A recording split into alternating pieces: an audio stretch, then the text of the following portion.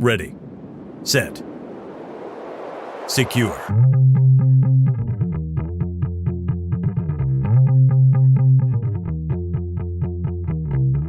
Automation and orchestration, endpoint detection and response, network visibility, cloud, containers, DevSecOps, threat intelligence, security platforms. Wondering how to keep up with all the latest security products and trends while still keeping your organization safe? Then stick around to listen to Ready, Set, Secure, the SET Solutions Podcast.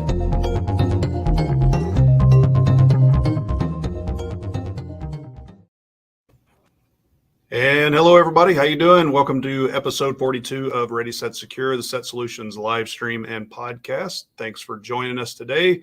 My name is Michael Farnham, CTO with SET Solutions, and joining me in studio today, Stephen Alexander, who is the practice lead for our GRC practice. Yes, correct? sir. Correct. Hello, everyone. Thanks for joining us. Appreciate it. Driving all the way in here today. All the way. All the way. And joining us, we got some special guests from Axonius and Hacker Valley Studios. We've got Ron Eddings, Creative Director at Axonius, co-founder and executive producer at Hacker Valley Studio. How you doing, Ron? Doing great. Thanks for having me. Absolutely. Thanks for being on here. And also joining us, Chris Cochran, also from Axonius, Creative Director and co-founder and CEO over at Hacker Valley Media.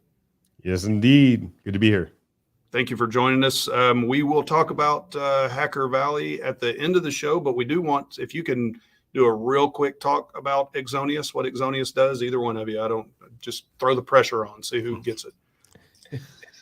Sure, I'll take it. Axonius is the source of truth for assets. You know, whether you're looking at devices, IoT, cloud resources, or SaaS applications, Axonius can help normalize, deduplicate all the asset information across all of your technology stack. Awesome. That's a really cool elevator pitch. I like it. From my point of view, how I've talked to my customers about it is you've got assets all over the place, and you've got a little bit of a record in maybe your vulnerability management, a little bit of record in your patching, and a little bit of record here. And they take all that, dedupe it, put it in one big list, and now you've got about as close to a complete list of your assets as you're going to get. I really like the idea ever since. Asset management is not the most fun thing to talk about, except for some people, but it's absolutely something that's needed, and it's a basis of everything. So really appreciate y'all being here. All right, so got that done. We're going to do, as always, a quick SET Solutions segment. So we have a shooting event coming up here on April 21st. If you're interested in shooting some guns and having some fun here in Houston at the Athena gun range, it's a really cool place. They've got some virtual sessions set up, and they've also got regular range set up. So we'll be putting a lot of bullets down range and have a lot of fun in a very safe and secure environment. A lot of fun there. We've speaking of GRC, we've got a webinar coming up on the 26th. Yes, so sir. You're going to be working on that, right? Yes, You're sir. going to be That's part right. of that. Mm-hmm. So we've got something around GRC, and then I am going to be talking another very, very fun topic, cyber insurance. And you can see I'm being facetious, but it is one of those things. We're going to be doing that up in Dallas on the 28th, I think, and then we're got another one down here in Houston as well, is what we're planning. We're going to be doing that with, I believe, CyberArk and maybe somebody else. So if you're interested in cyber insurance, please come take a look at that. Talk to your account manager for any of these. If you got an account manager you're dealing with, if not, just hit us up on the contact form and we can get you some invites out to this kind of stuff. So now we will get, as usual, into the news segment. So Chris and Ron have both brought us a couple of cool news articles. I'm very, very interested in the first one. Ron, no offense, yours is cool too, but Chris's has got, the AppSec, that's near and dear to my heart. So I'm pretty stoked about that, even though DevSecOps is kind of there too for me. So Lambda has a lot to do with that, obviously. But so Chris is going to be talking about GitHub, which can now alert you on supply chain bugs and with new dependencies. I think that's a stellar move on their part. Microsoft, as much as they drive me crazy, they're doing some cool stuff there. And then Ron's going to be talking about new malware targeting serverless AWS Lambda with what else? Crypto miners. So that's what everybody's doing these days, unfortunately. That's what pays the bills. Yeah, exactly. Right. Got to pay those bills. Got to pay somebody to invade other countries. How are you going to do it if you don't have crypto miners out there? So, Chris, why don't you run through your article and we'll discuss for a few minutes. Yeah, absolutely. One of the biggest things, I'm a part of a lot of CISO roundtables, a lot of executive discussions. And one of the things that keeps up everybody at night is supply chain. They're concerned about supply chain, third-party risks. And one of the ways that we do that is by checking our dependencies, because it's often a trickle-down effect where we have an application that has dependencies, and sometimes those dependencies have dependencies too. But what GitHub is doing now, they're in a beta state right now, is they're going to be able to check to see if any of the dependencies that you have in your code have any known vulnerabilities, at least in that database that they're pulling from, which I think is incredible. Because if you think about it, if we had to manually look and make sure that all the dependencies that we use on a day-to-day basis didn't have any vulnerabilities that came out yesterday, we would probably never get any work done. So now they're trying to make it easier for folks to detect these things before they happen, because quite often that's what bites us in the butt. We use some dependencies and then we go, oh, wait, did we use that dependency that now has like this critical CVE that we have to deal with? They are trying to help mitigate some of that effort. But I think that's such a great move on GitHub's part. I do as well. I love the move. It does make me wonder about some of my software composition analysis vendors and partners and how they see this, because they still have a lot of play in the legal and licensing side, but this is going to take some meat away from them on the vulnerability side. It's going to be interesting to see. What do you think about that, Ron? You got any take on that? Yeah, I mean, is an area that I was extremely interested in, especially when I was on the offensive side of the house, is just trying to explore and find all of the vulnerabilities within software libraries that I could find on GitHub, publicly accessible projects, so on and so forth, even private projects that I'm invited on. I definitely want to know about the vulnerabilities and how they work. But really what I think is most interesting of all that is when you have a vulnerability and you're an attacker, if you understand what made this application vulnerable in the first place, you're going to start using those tactics, those techniques to start to look at other software libraries and packages. And this is just getting one step ahead of that threat that's ultimately going to happen. Yeah, that's true for, I think it's true from an operations perspective too, and from development.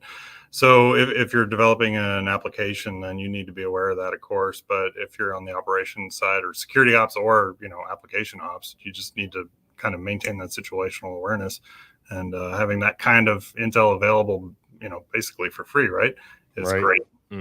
Yeah. One of the things, and I'll remember this forever, because we were having a discussion. We were talking about artificial intelligence, and we were talking about how folks design it in a way that sometimes isn't the best way to either formulate an algorithm or a model. And I said, why is it that? Why do we often miss steps, whether it's misattribution of information, or maybe we're looking at the wrong data set? Like, where do we go wrong? And Ron said time. Time is often, like, while it's an ally in some sense, it can also be the enemy. And so when you're developing things and you're pulling from dependencies, it takes a lot of time to be able to pull all that information together and make sure that you're using something that isn't going to be vulnerable. Yeah, I saw a headline earlier today that said something like, I think it was just a survey, so it's hard to tell if it's real numbers, but it said something like 67% of developers have shipped products with known vulnerabilities. So that's obviously a huge number, but it's also no surprise if you've ever had to develop software under a deadline. And this can't do anything but help with that kind of situation. Well, I mean, if you do DevSecOps the way you're supposed to do it, you're supposed to be able to ship it with vulnerability and fix it in 5 minutes, right? Yeah. So, I mean, sometimes you got to meet that deadline, but it's just it's still just waterfall a little bit faster, right? Is what they say. That's true. Yeah. Still a scary headline though. It absolutely is a scary headline. I mean, I've worked at software as a service companies that were specifically security focused, and that's what they did, was check stuff. And they had, I don't think they launched anything with known vulnerabilities, but we used some of the same libraries that our customers did that we found dependencies in. So we would self-check ourselves, and that was our job. And it still took, and we had a partnership integration with a software composition analysis tool. And we still would find stuff all the time. So having something like this that just speeds that up and makes it quicker to find it. Now you still got to do all the research to find out if something's got a vulnerability. They're going to have, but if you've got somebody else doing a lot of that work, and GitHub's getting better at that. A lot of these open source repositories are starting to get better at trying to go out proactively find these things in their environment. So and you got to, you're exactly right. You do not have time to check this yourself. So one funny story is if you were to try to spin up a React JavaScript application today and you downloaded Node Package Manager and then you went through the Create React script, you're going to have known vulnerabilities when you first launch that application. So it's almost like it's hard to get away from having any vulnerabilities, let alone a critical vulnerability. Yeah. No, you're going to have vulnerabilities. It's whether it's known or not is a whole nother ball game. But yeah. Right. If you know it, then maybe you can mitigate it. Sure. Yep. All right. Well, that was again near and dear to my heart. I really appreciate that coming up. It's we talk AppSec all the time here. If y'all watched our last episode, it's nothing but AppSec, even though it's all around RASP stuff. So Chris, you're going to be talking, or no, wait a minute. No, Ron is going to be talking about the malware target for targeting serverless AWS Lambda with crypto miners. So why don't you get into that one? Absolutely. The reason why I picked this one is because this is a stake in the ground. Things have officially changed for Lambda. This is the first known piece of malware that is targeting Lambda specific functions. And I think this is always like a point of reflection in history, and also opportunities that you're going to see from the attacker is when something is done differently, something is done out of the ordinary. When you think of Lambda, when you think of AWS Lambda or even cloud functions, you'll think of a server somewhere running just a piece of code. And that's how Lambdas typically work. They spawn up, they run a piece of code, and then they go away. But with malware, you are essentially having this disposable function that's running for such a short time, run malicious code, and then go away. The challenge and the opportunity for attackers is who's monitoring each bit of execution on your cloud functions, who's looking at your AWS Lambdas and saying, hey, let me see if there was anything suspicious that occurred. Was this Lambda function running for longer or shorter, and doing analysis on it? It's by nature harder to do analysis on an operating system that you don't have access to, only the code itself. So I thought that this new attack, even though it wasn't that successful, the authors, it looked like they only got around $45,000, and this might have been just a $45,000 AWS bill, but the damages of this attack were $45,000. And even though it was inexpensive, more inexpensive in nature than other attacks, it's a new wave, and it's going to give attackers more and more ideas on how to run code for short amounts of time on these assets that are disposable. So yeah, you're not placing the emphasis then on just the crypto side. You're placing the emphasis on the attack side itself. Crypto is crypto, whatever. But yeah, this having something that spins up quickly, gets torn down quickly, and being able to infect other people's functions to do that versus your own, that is a definite game changer, right?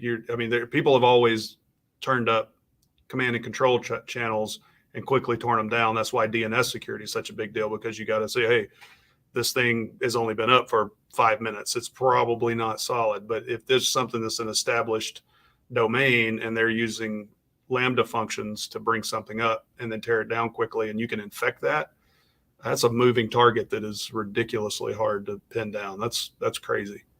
And I'd also be careful about turning your nose up at the crypto miner stuff. In fact, a lot of times when these attacks happen, it gives us forewarning to prevent us from going into something that's much more devastating. If we looked at Log4j, a lot of the initial stuff was crypto miner stuff. It could have been something way worse than what it was, but thank goodness the crypto miner stuff was what was in play. That's what we rushed to fix, and that prevented probably a lot more damage from happening.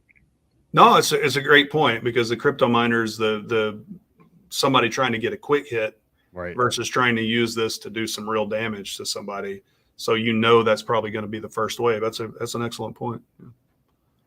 You got any take on this? Not exactly my area of expertise, but it seems to me that you kind of really have to reevaluate what the attack surface is for something like a Lambda function. When you're looking at traditional servers, obviously you're looking at your network infrastructure and, what ports are open and everything like that. But I think it really points up the fact that you need to really understand what your function is running on. It's not as simple as just a function running out there. You need to understand what's underneath it. Yeah. Well, I mean, everybody's going to serverless, right? You're trying to do everything you can to make stuff go as quickly as possible. And having something, I mean, and this does go back to the supply chain side of things. I mean, it's still code. So if you can hit that before it gets launched too, I mean, there's all kinds of, and they also talk about it uses DNS to perform. Okay, well, there's some DNS functionality in here too. Okay, I just there you go. So, yeah, It's always DNS. It's always DNS. It's always DNS. Always DNS.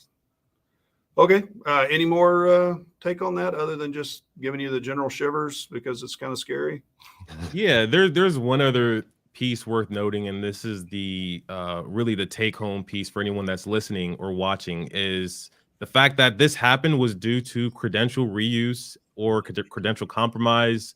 So really taking the steps that you need to secure your AWS environment or even your cloud environment as a whole is going to help you, like locking your root account. Don't use your root account for accessing a console. That's step number one, of course. And just using strong passwords and multi-factor authentication. Those are the other bits that really every organization should be walking away with. But I know there are situations where we don't do those things. That's why I always add the number 1 to the next password. So,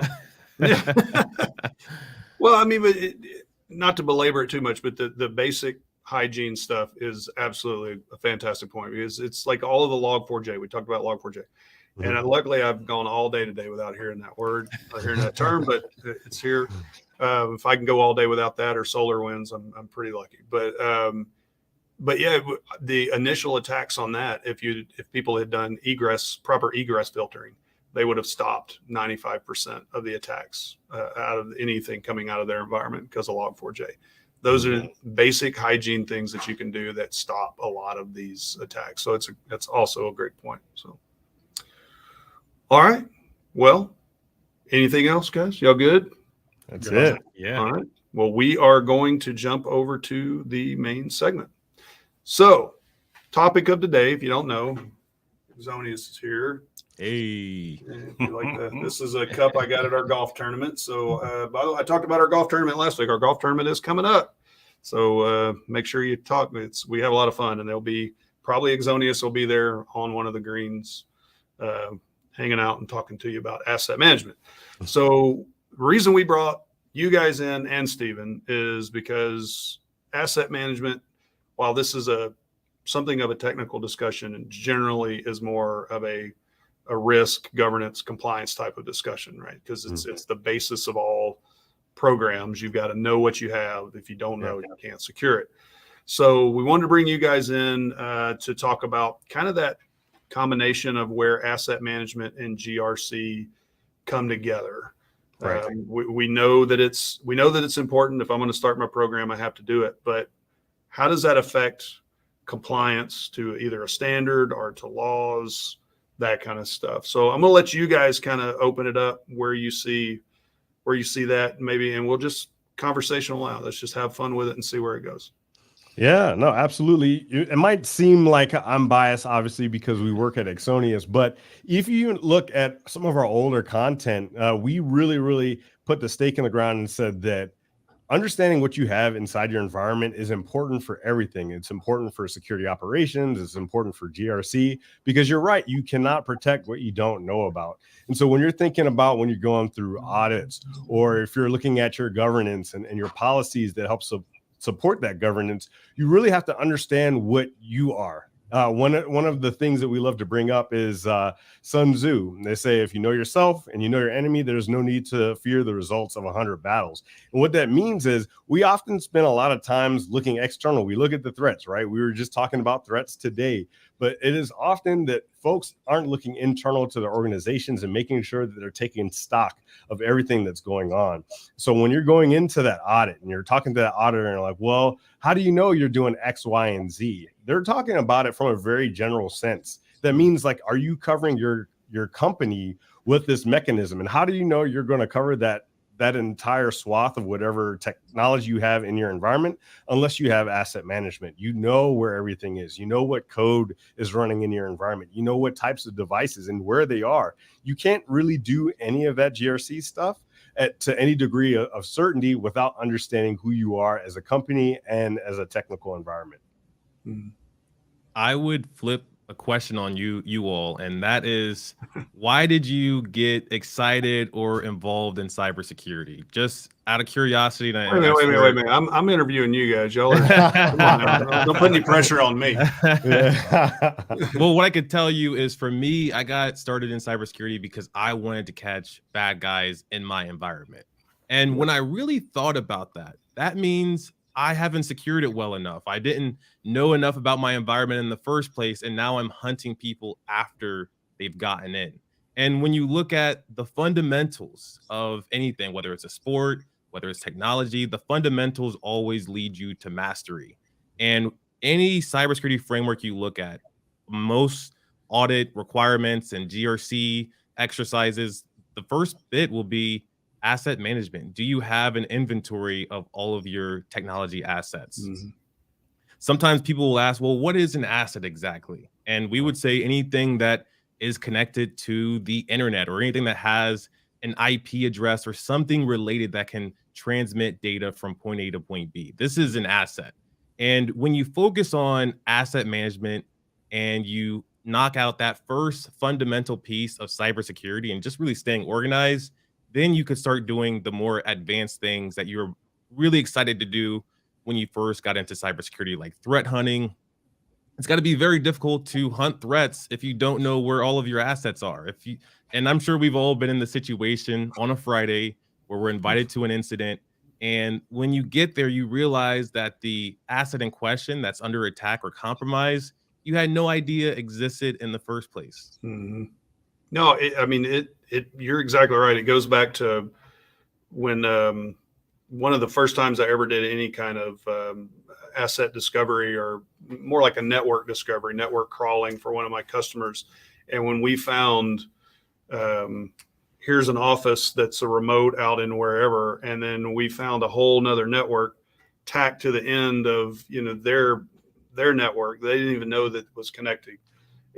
And all of a sudden you see whatever tool, and this was mid 2000s. I don't even remember what tool we were using, but basically it would go out and do the discovery out and do the find all of the different points, and then look at the router tables to go, wait a minute, I'm seeing something over here, or go down the switch, all of everything that's on your switch, and looking at the MAC addresses and finding, oh, there's something over here that I didn't know about before.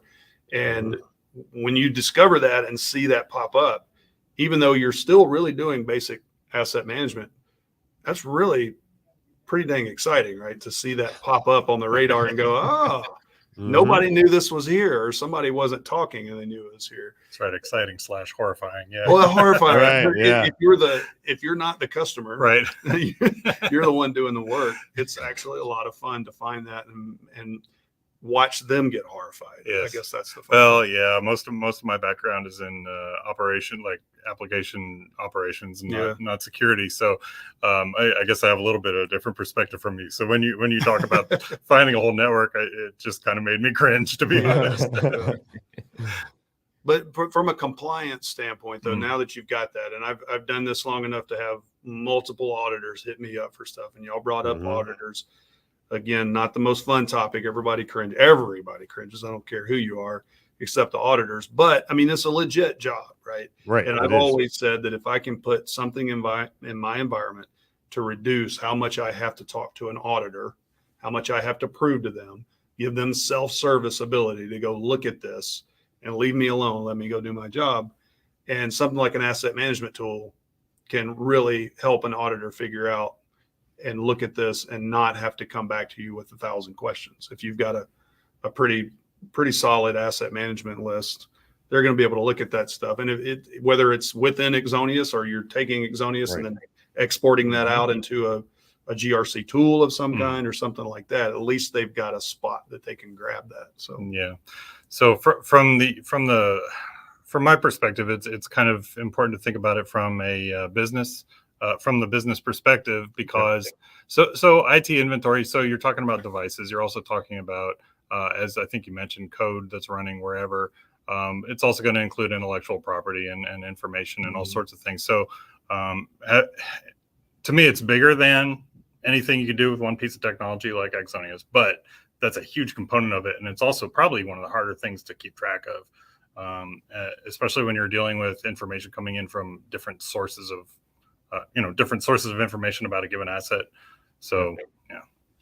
No, what was really cool, and I don't know if you all know much about CASM, but that's the Gartner designator for cyber attack surface management, cyber asset and attack surface management. And it's all about being able to pull from those disparate data points, well, whether you're pulling from your firewall, whether you're pulling from other services and solutions, that you can get that kind of holistic view of whatever is going on in your environment. So you're right. You're not looking for that single tool. You're looking for that holistic picture. Exactly. If you were going to go somewhere to like a conference, say, and you wanted to say that the person that was the keynote speaker, you're like, I really want them to be my mentor. And I enabled you to talk to every single person that was at the conference that knew that person.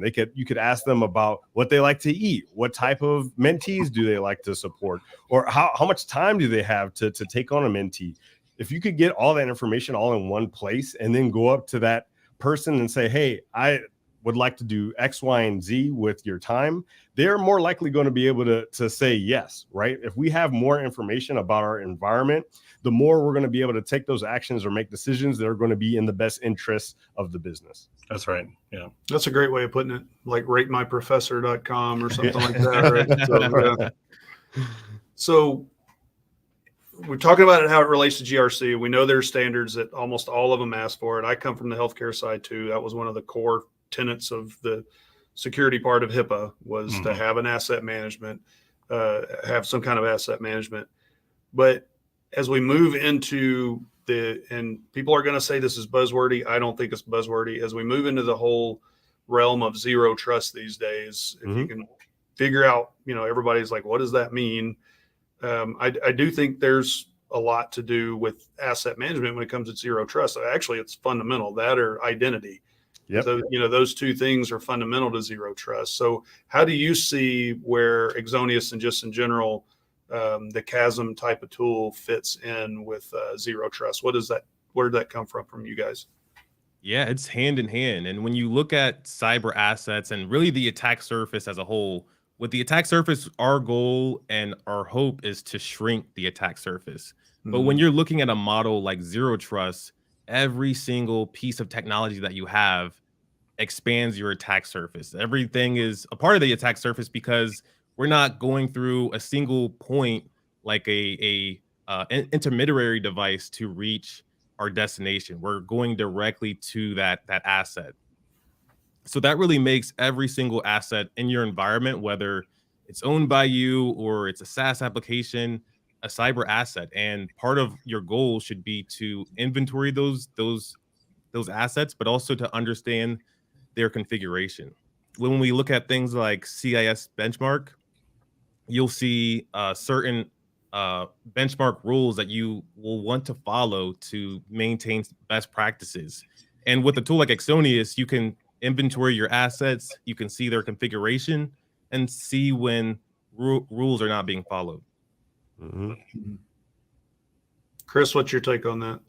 Yeah, I mean, he's exactly right. The main thing that you want to be able to do is you want to have that understanding of what your environment is, because if you're trying to move to something towards zero trust, and people get hung up on the name all the time, but really zero trust is zero trust networking. It really doesn't have a lot to do about specific people. It's about not necessarily trusting the networks. So what you want to do is you want to be able to say, okay, these are all the applications, these are all the computers, the nodes, the servers that we have in our company, and we want to give these identities access to these nodes. And the only way you're going to be able to do that in a way that works is by understanding everything that's there. Because if you have an entire subnet, or you have a machine that's out there and no one knows about it, anybody could be connecting to it from any which way if you don't have stake in what is that thing that's out there and how is everyone connecting to it. So what if, so I used to have this debate internally when I was at that SaaS vendor I talked about before, application security specifically. And we started pulling in not only vulnerability data from the application itself, but the network surrounding it. And what we never did was take it to the next step, where we started tying that together to create an overall risk score. And what I'd said is that how I viewed it was that the application itself was the asset for the organization, but there obviously is the whole technology stack that goes on top of that, and the data that comes under it, and the data that comes under it. So when you talk about all of those, is there a way, and forgive me if this is out of the blue, but this has just always been on my brain, is there a way that you see to kind of stack rank on, what do you look as an asset, and are there sub assets to that and sub assets to that, or how does Axonius treat that, or how do y'all even think about that? Axonius breaks asset information into entities. So you can look at a AWS resource as an asset for like a big picture, but that AWS asset might have configuration in Route 53. That AWS asset might have some connection to S3. So each of these subcomponents are asset entities. So within Axonius, you can search based off of just assets, but you can also search based off of asset entity data, which is information from a specific technology solution that comes from a specific product within that technology solution. So it's broken out into it's pretty granular, but the great thing with Chasm and Axonius is data models. Not having multiple data models that you're managing, you're just using one common language to ask questions across all of the assets in your environment. And the other thing it's all about context. So let's say we're looking at asset management. We can look at asset management as like the map to the city. And let's say we have like an XDR or EDR agent that we want to deploy throughout the entire environment, and we want to protect some of those connections. We can look at that as like the police station. So that map of the city is like, okay, this is all the important stuff. Here's the bank, here's the mayor's house. And we know that the mayor deposits money every Tuesday to the bank. So we want to make sure that we have that agent securely right where it needs to be to let us know when something kind of fishy is going on. So that is what enables that context. So we understand what's going on our network, how to best support it. Gotcha. So let's specifically dig into GRC because you came from the operations side of things. So GRC and security operations and how kind of asset management fits into that play. I mean, I know we've talked about different standards that are there, but I mean, from a security operations side, you said you kind of get scared when somebody's coming in there and trying to discover all this stuff and something's going to pop up. I mean, how does that affect y'all from a day-to-day on if somebody's coming in there and doing that discovery and trying to find out where everything is? So from the perspective of operating an application or servers or whatever, I think the scariest part of that is, not knowing what the potential is. And that comes back to asset management and, just in general, knowing what your environment, what's in your environment and what's around your environment. Like if you're on a flat network with a bunch of other people's stuff, you don't know what can come at you. You don't really have a clear idea, for example. So, having clear awareness of what your environment looks like and what its capabilities are with respect to what's around it is kind of the key thing there. Yeah. Okay. It's always interesting because I joke about like seeing that look of fear or whatever on the operations side. But I mean, I've been on that side as well, and that's where I came from, is network operations. So I don't ever want to. It's just the thrill of discovery, and then how I think it's really important for people who are doing that kind of work as a consultant to understand what that chain looks like after you've discovered something. You've figured this out. You've got the thrill of discovery. You're like, oh man, I own these guys. I did all this stuff. But and we talk about those stories internally when we go out and do a pen test, and we love to have those stories. They're great anecdotes that what we have done is pretty strong. But when you go in and look at who all is affected down the chain, it's not just that operations person.